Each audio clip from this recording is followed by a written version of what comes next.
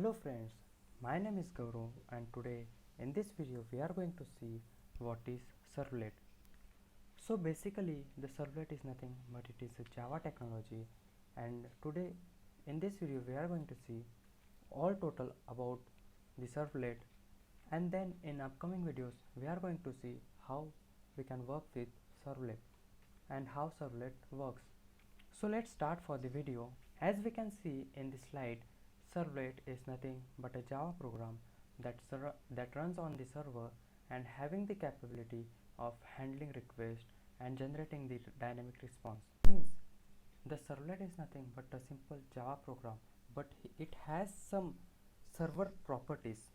Server, I am talking about the web server. It have the properties of the web server, and whatever the request will come, it have the capability of handling the request. So let's take an example that where we can exactly use the servlet and where it will play the role. So friends, I think everyone we have used the website. In daily life we use the website like facebook.com, google.com, yahoo.com. Like this there are lot many websites. So to use this website we use basically a browser like Google Chrome, Internet Explorer, or it can be your Firefox. So first we open our Google Chrome. So basically the Google Chrome is the client, and in that we enter the website name like google.com. Then the request goes to the Google server, and Google server accept that request, process on it, and gives us the response. Whatever we are sending in the request, like suppose if we are sending that we want the home page, then it will process on that request and give us the home page. Suppose in case if we want some complex page, then it will process on that request, generate that dynamic page, and give us in the dynamic response. So let's try to understand it with some example. Suppose we have one client. The client basically, suppose we use the Chrome or the Firefox, then this all be our clients. Once we open this browser, then what we do, we type the website name. Suppose here we are typing google.com. So after entering this URL into the browser, this client will send the request to the server, and what we are going to do, we will store our website onto this server.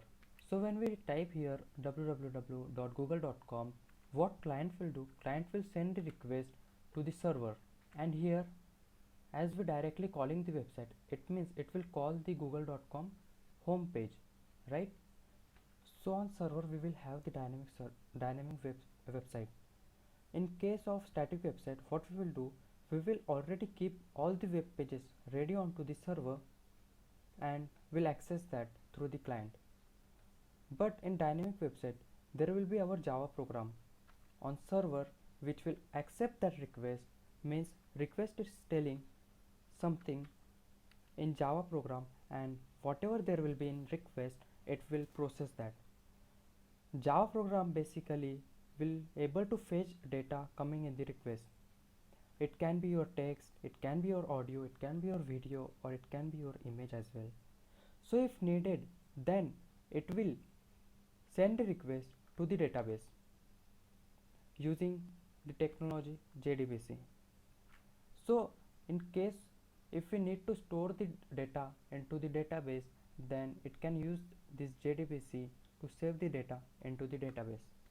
After processing this request, the browser will need the response, which will be in the form of HTML, because browser is able to understand only the HTML.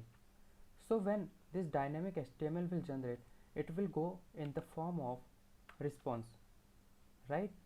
So the client will accept this response which is generated through the Java program and show onto the browser.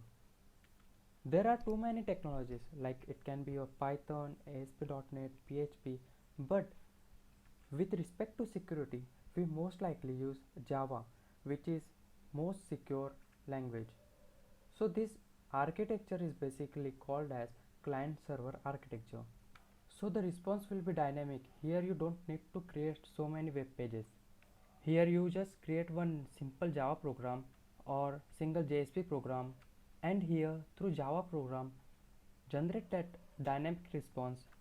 So this Java program is here is executing on the server, so that's why to this Java program we called as servlet. So whenever we will create dynamic website, we will work like this. We will use servlet to run the Java program onto the server.